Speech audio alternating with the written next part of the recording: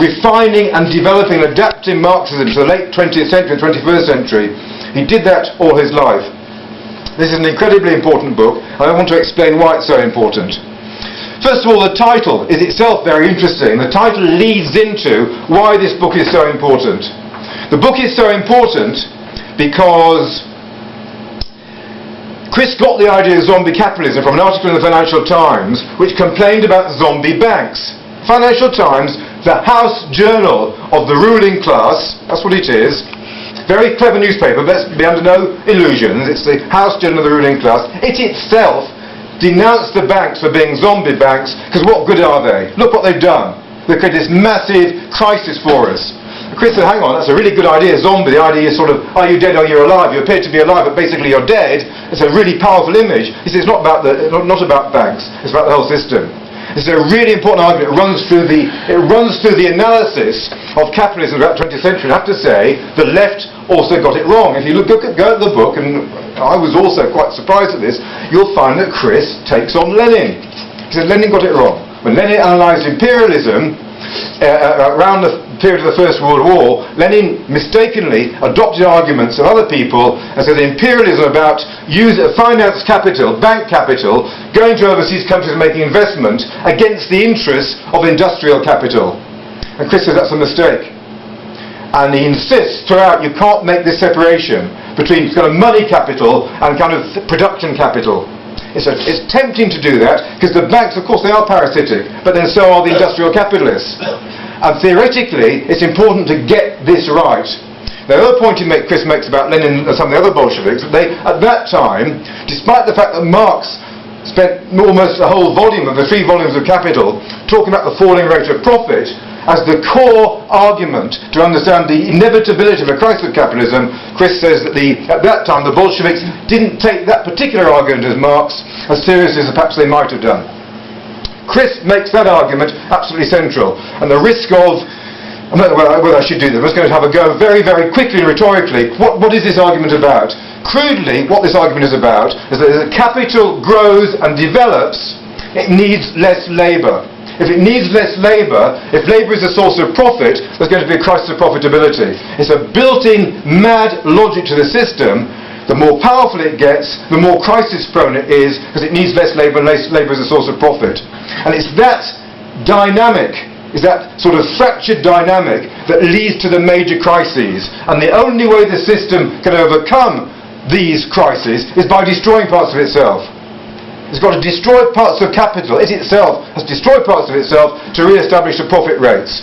As it becomes so big and kind of merges with the nation states more or less, this doesn't just lead to competition between companies where they push each other out of business, it leads to competition between nation states where through war they try to put themselves out of business. So effectively both the First and Second World War were in part about the need to destroy huge amounts of the industrial base.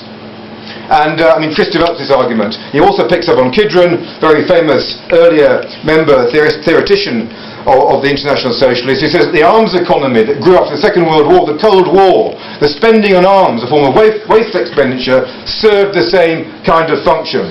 But then they hit a crisis point where, especially after the end of the Cold War, the arms production couldn't play that role. And this is where Chris it brings us really up to date with his concept of the debt economy. The system found a superficial way of putting off an inevitable crisis by relying on money making money. Now, money never makes money, but it appeared to be successful that money makes money, that you can persuade people to go into debt, you can then buy their debt. It's just as you say these things, we've all done this, haven't we, in our arguments. They start buying debt and selling debt, and they start gambling on the price of the debt. This is an insane system. They did it for 10 years, they lost complete control of it, and the banks blew up. However, the point about this is not just a banking crisis, because the industrial capitalists were very, very happy to play that game. This is absolutely crucial.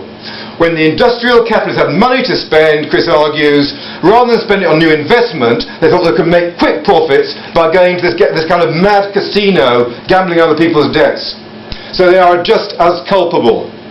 And this is really frightening. When you look at Chris's book, and you look at the way in which capital destroyed itself through 2 world wars and nearly through a nuclear war in the 20th century, this chapter towards the end of Chris's book, How Might Capital Destroy Itself to Revive Itself, the climate change capital is truly frightening. And what's particularly I was going to quote it, I haven't got time. There's a section in his climate change chapter where he uses a document from the Pentagon which predicts what will happen if the climate change isn't controlled in terms of the massive destruction that's going to create a kind of havoc that's unimaginable. And it's very frightening. And what do we do? Well, I think everyone in the room knows what we have to do, and that's one of the reasons why we're here. So I'm not going to go into what we need to do, it's quite obvious. Just to return to the earlier point, that the inspiration of these ideas isn't just about analysis, it's about explaining to ordinary people what this is about. So ordinary people begin to see themselves in a different way. They see themselves not as victims of this insane society, but as agents of trying to change it. I want to really finish on just two passages, which I think are two superb tributes to Chris, and they're in the obituaries. One was in the Guardian, and the other was in the Socialist Worker. The first one's from Michael Rosen, who wrote in the Guardian on Tuesday. If you haven't seen that, by the way, if you missed it, do get it online. It's a superb obituary. Just one sentence about Chris. In conversation, his eyes would move between middle distance and the floor, his ears picking up every word, his replies indicating that he was relating what you were saying to the library in his head. It's absolutely brilliant. And then Alex. Chris concealed his immense abilities and achievements behind a shy exterior. He was completely without pretension of any kind, but he remained a model of revolutionary integrity and dedication. How true.